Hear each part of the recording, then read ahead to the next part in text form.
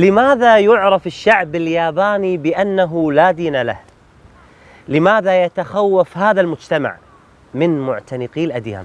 بالقرآن اهتديت في رحبه تحلو الحياة شوقا إلى المولى أتيت أسلمت روحي للإله قد زان لي أغلى طريق وهو الشفيع هو الرفيق يا هائما هل تستفيق وترى السعادة والنجاة قد زان لي أغلى طريق وهو الشفيع هو الرفيق يا هائما هل تستفيق وترى السعادة والنجاة.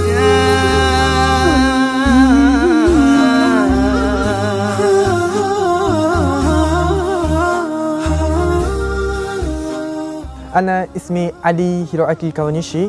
أنا ياباني أصلي. عمري 21. أنا طالب في جامعة دوشيشا في كلية الإلهيات. أنا أدرس حول الإسلام وعلم اجتماعي وسياسي. علي كوانيشي من كيوتو انتقل من البوذية إلى الإسلام، وأيقن حينها أن تعاليم هذا الدين تهدي لأحسن الأخلاق. علي، أنت كنت قبل الإسلام تعتنق الديانة البوذية. نعم. كيف كنت تتعايش مع هذه الديانة وكيف تقضي وقتك مع البوذية؟ نعم. In general, anyway, unfortunately, I was not good Buddhist maybe. I was still born Muslim at that time, but I was not the keeping Buddhist practice as religion. That's why I have abandoned the rich knowledge about Buddhism practice. But on the first day of the year, I went to the Buddhist temple or Shinto shrine. بالرغم من أنه كان بوذي المعتقد، ولكن علي كان يظن بأنه مسلم بالفطرة. كنت أذهب إلى معهد كل يوم؟ ليس كل يوم، يعني عادة. أنا نادرا مع والدي وجدي. نحن الآن في جامعة دوشيشا التي يدرس فيها الأستاذ علي. نعم. أستاذ علي، برد ها؟ نعم، أنا أشعر بارد جدا يعني. لا، بشكل عام في فصل الشتاء كل يوم هكذا يعني. برد. وإن عندنا مطر أيضا. نعم، ما شاء الله ما شاء الله تبارك الله. أنت كنت مهتم كثير قبل إسلامك أستاذ علي. نعم. بالاطلاع على أحوال المسلمين، كيف وجدتهم؟ يعني هم كريم جدا وشخصيتكم يعني ممتاز جدا. أنا أحببت كثيرا يعني شخصيتكم يعني. لم يكن لدى علي أي معلومة عن الإسلام، ولم يكن يرغب في معرفة أي شيء عنه. 私は4年前大学に入学してからイスラムと出会いまして、イスラムの勉強を始めました。その頃はムスリムではなくて全くイスラムには興味がありませんでした。その中、自分でイスラムに興味を持って勉強していく中で、同時にイスラム教国から来たオリジナルのムスリムの友達というのもたくさんできました。Suddenly I encountered Allah Ta'ala and I found the right way. So after I converted into Islam in my family, all members in my family they accepted my opinion totally, very smoothly. So those said, this is your life, you can do anything you like in the way you like as well. The good personality there has really. And Alhamdulillah, I'm very happy to have the nice family. الشعب الياباني من أكثر الشعوب تسامحاً في العالم، فقد تجد الأم على دين الشنتو، والأب على البوذية، والابن على الإسلام. أريد أن أعرف متى أول مرة سمعت فيها القرآن؟ متى كانت؟ قبل سنتين. نعم. في ماليزيا. نعم. كيف وجدت القرآن أول ما سمعت؟ جميل جدا. أنا أحببت وأنا تعجبت كثيرا وأحببت مباشرة يعني. بالقرآن اهتديت في رحبه تحلو الحياة شوقا إلى المولى أتيت أسلمت روحي للإله. The Kafirun is that surah is stressing I think that's the comparative between the believers and on the other hand the unbelievers. But so the Islam is a very tolerant religion, the very kind religion, I think. For example, when I do bad things, that if I make the next salat, the all sin I did will be wiped out clearly, you know. And the Ramadan as well, if I protect Ramadan all time, so fasting, the all sin in the whole year I experienced, I enjoyed the bad things all will be wiped out clearly. The Islam has the many points to forgive my sin. ليس في الإسلام أنصاف حلول، إما حق وإما باطل، لكم دينكم ولي دين. またイスラムの文化、そのもてなしとか、またイスラムのその雰囲気とか、もう全てのものを私は魅了されてしまいまして、イスラムってすごいクールだなと思いまして、でまた同時にすごく合理的でもありました。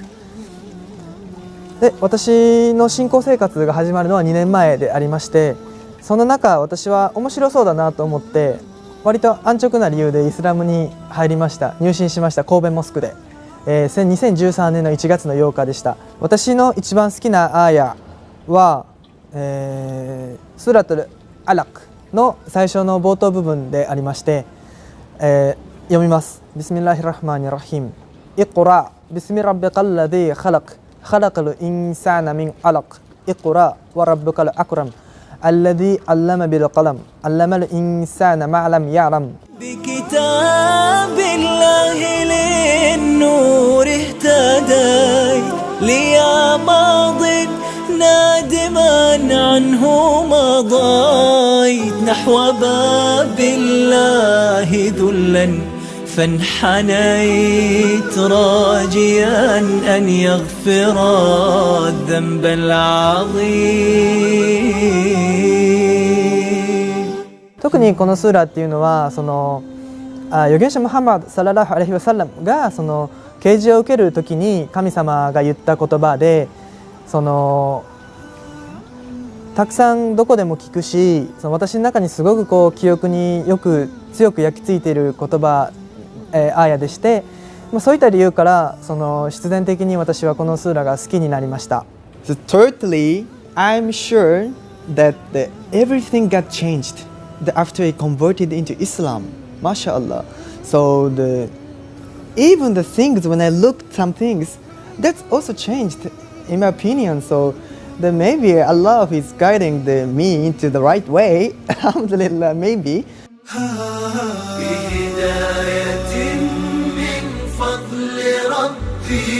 يكسو الجمال ربوع قلبي يخضر إحساسي ودربي وملامحي حين اهتديت. نور الهداية زار صدري هو مبتدأ أنسي وعمري فعزمت للرحمن أمري وعلى خطاطها مشيت. بالقرآن اهتديت في رحبه تحلو الحياة شوقا إلى المولى أتيت. بأول مرة وقعت عليه عيوني تاليا أحسست فيه كأن سطوره فجر وعطر وقد ضم الحياة بدفتيه. زار علي تركيا وماليزيا بعد إسلامه للتعرف أكثر عن الإسلام وتعلم اللغة العربية، فهو يطمح أن يكون عالما مسلما وحافظا لكتاب الله عز وجل. いわゆるその実践的な面、プラクティックな面でのイスラームとかっていうのを私は勉強する機会を得ました。でまたいろんな書査などに例えば空気とかにも神様がいて、そういうのを実感する機会でもありました。日本語を介する中でインシャアッラーとかアルハムドリッラーとかスブハナッラーとかっていう言葉はありませんよね。でそういう言葉の中に神様がいて、空気にも神様がいるみたいな、そういう雰囲気っていうのが私にすごい気持ちがよくて、すごい私は楽しかったので、そういうところでイスラームっていうのを確信して、神様の存在っていうのを大きく強く確信するようになりました。طبعا الإسلام يؤثر على الإنسان صراحة، فالعادات والتقاليد هو تشربها بسرعة بحكم إقامته فترة طويلة مع المسلمين، وأيضا السماحة والابتسامة الدائمة، وهذه من طبيعته، فيتغير الإنسان أحيانا بدخوله الإسلام يعني. قبل اللقاء كنت تتكلم عن متن في المبادئ العشرة. نعم. تستطيع أن تقولها؟ المبادئ 10: الحد والموضوع ثم الثمر وفضل النسبة والوعد والاسم الاستمداد حكم الشرع مسائل والبعض بالبعض أقن اكتفاء ومن درى الجامع هذا الشرفة. This is I memorized this one because as I was studying about Islamic knowledge in the first class or in the Turkish madrasa, that's the İsar, İstanbul Araştırma ve Eğitim Vakfı. In the first class of the Amthala, in Arabic the grammar, the Mashuk Ahmad Hoja ordered me to memorize this one. That's why I memorized. وهذه المبادئ العشرة التي يقول عنها الآن أستاذ علي هي لطالب العلم، وهو متن كما يقال لا وصول لمن حرم هذه الأصول، وهي المبادئ العشرة لطالب العلم. ما شاء الله تبارك الله، قلتها بشكل جميل. شكرا جزيلا. الحمد لله. كل مشاكل الحياة وجد لها علي حلول في كتاب الله عز وجل، فالإسلام هو منهج حياة. In my opinion, so Islam is not like just a religion for me, just the totally lifestyle and the way of life, the advice from Allah Ta'ala. So it's very welcome for all peoples who believe in Allah Ta'ala, and Islam is the straight way for every person without any exceptions, I think. ثبتني يا الله على طريق الهدى، فكل ما أخشى سوء الختام غدا. حتى كساه الندى. علاقتي به بدأت كطالب يدرس اللغة العربية، وأيضا كان يدرس اللغة الفارسية، كنت أدرسه العربية والفارسية. قبل الإسلام دكتور؟ قبل الإسلام نعم. وكان يساعدني بمعنى أن الجامعة تكلف بعض الطلاب بمساعدة الأساتذة، تصوير أوراق وكذا، ويأخذ أجر من الجامعة طبعا يعني. فهو كان مساعدي لمدة سنة تقريبا، ثم هداه الله، وهو الآن الحمد لله حريص على حضور بعض الدورات تدريبية للمسلمين. At this moment, in the whole place of this world, all over the world, the quite numbers of people is the becoming Muslim. Alhamdulillah. This reason, so Japan is equipped by many things, but in our heart, is still so not satisfied. ما شاء الله تبارك الرحمن. أستاذ علي يتكلم عدة لغات ما شاء الله، وهو عمره لم يتجاوز الآن 21 سنة ما شاء الله تبارك الرحمن، ولكن بعد الإسلام وقبل الإسلام أيضا يحب أن يتعلم اللغات، وهو الآن يتكلم ما شاء الله معنا في اللقاء اللغة العربية كما لاحظتم، ويتكلم اللغة اليابانية، ويتكلم أيضا اللغة التركية واللغة الإنجليزية. 4 لغات ما شاء الله. نعم ما شاء الله. طيب نريد أن نري الإخوان المشاهدين، أريدك أن تنطق الشهادة. نعم. أشهد أن لا إله إلا الله وأشهد أن محمد رسول الله. نعم. بالعربية والإنجليزية واليابانية والتركية. تستطيع؟ طبعا أستطيع يعني بشكل جيد. تمام عفوا. نعم. أولا بالعربية. تمام. بسم الله الرحمن الرحيم. أشهد أن لا إله إلا الله. And the second one in Turkish. Bismillahirrahmanirrahim. Ben inanıyorum Allah'tan başka tanrı yoktur. And the next one is in English, there is no other God but Allah Ta'ala. And the second one in Japanese, 私は証言する神様 Allah Ta'ala 以外に神様はいない。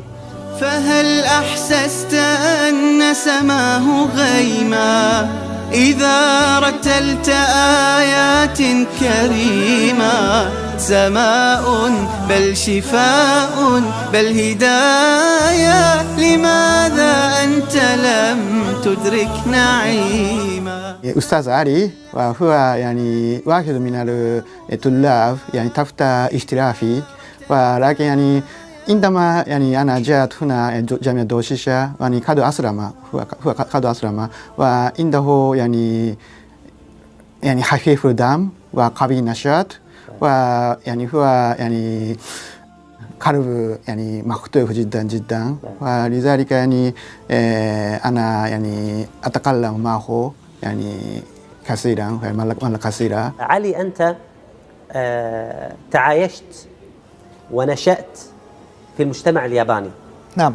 وأيضا تعايشت مع مجتمعات أخرى عربية وإسلامية. تمام. ما هو وجه التشابه نعم. بين المجتمعات الإسلامية والعربية التي عشتها والمجتمع الياباني؟ Okay. From my view, in comparison between the Japanese society and other Islamic societies, I found many similarities between Japanese society and Muslim societies. For example, so as we live in the Japanese society, so we can see the many times so how those live in normal life in Japan. So Japanese people like cleaning and keep clean themselves. On the other hand, in Islamic region, the Muslim people as well also like cleaning and making wudu many times, especially before the making salat, each salat. وأيضا الأمر الآخر وجه التشابه وهو الاحترام. هنا في اليابان من أول ما دخلنا المطار ونحن نتجول في كل أرجاء تقريبا اليابان ومناطقهم نجد الاحترام من الصغير للكبير وأيضا احترام ذو الشيبة كما عندنا نحن في الإسلام. حديث النبي عليه الصلاة والسلام إن من إجلال الله سبحانه وتعالى إجلال وإكرام ذو الشيبة.